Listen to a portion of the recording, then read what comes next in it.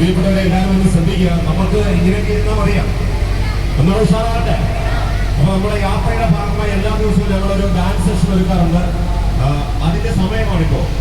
അപ്പോ അതിന്റെ ലക്ഷ്യം എന്ന് പറയുന്നത് നമ്മുടെ സംസ്ഥാനത്തിന്റെ വിവിധ ഭാഗങ്ങളിൽ നിന്നായി 90ഓളം യാത്രികരാണ് ഈ ബോട്ടിലുള്ളത്.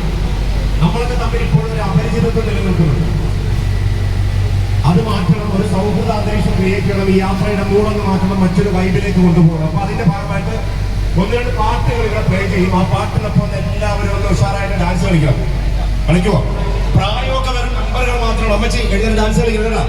Excuse me dance okay. പ്രായമൊക്കെ വരും നമ്പറുകൾ നമുക്ക് മനസ്സുകൊണ്ട് എന്ത് ചെയ്യാം. അമ്മ ഇവിടുന്ന് ബോട്ടിൽ നിന്ന് ഇറങ്ങുമ്പോൾ ഒരു 10 വയസ്സ് കുറച്ചിട്ടേ എന്ന് ഇറങ്ങുന്നുള്ളൂ. ഓക്കെ. അപ്പൊ പ്രിയപ്പെട്ടവരെ, നമ്മൾ മലയാളികൾക്ക് മൊത്തത്തിലുള്ള ഒരു പ്രശ്നമാണ്.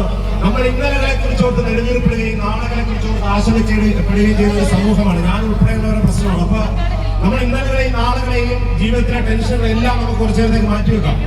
എന്നിട്ട് നമുക്ക് ഇന്ന് ഈ നിമിഷം ഒരു 10 മിനിറ്റ് നേരം നമുക്കൊന്ന് എൻജോയ് ചെയ്യാം. റെഡിയല്ലേ?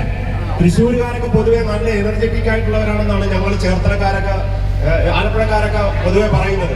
അപ്പൊ ആ പേര് കളയരുത്. നല്ല എനർജറ്റിക് ആയിട്ട് വന്ന് നല്ല ഉഷാറായിട്ട് ഡാൻസ് കളിക്കണം. റെഡിയല്ലേ? നമുക്ക് മുകളിലുള്ള യാത്രികരെ കൂടി ഇങ്ങോട്ട് വിളിക്കാം. അപ്പൊ എല്ലാവരും ഉള്ള സൗകര്യത്തിലൊന്നും നിന്ന് ഡാൻസ് ചെയ്ത് അവർക്ക് റെഡി.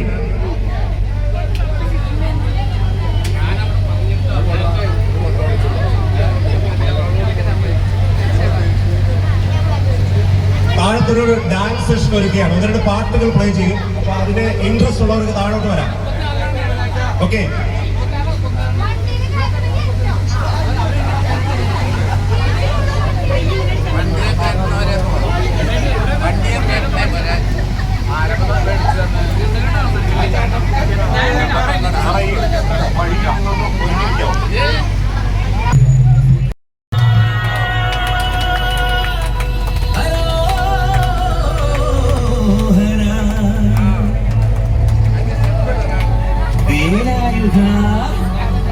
ഹരോ ഹര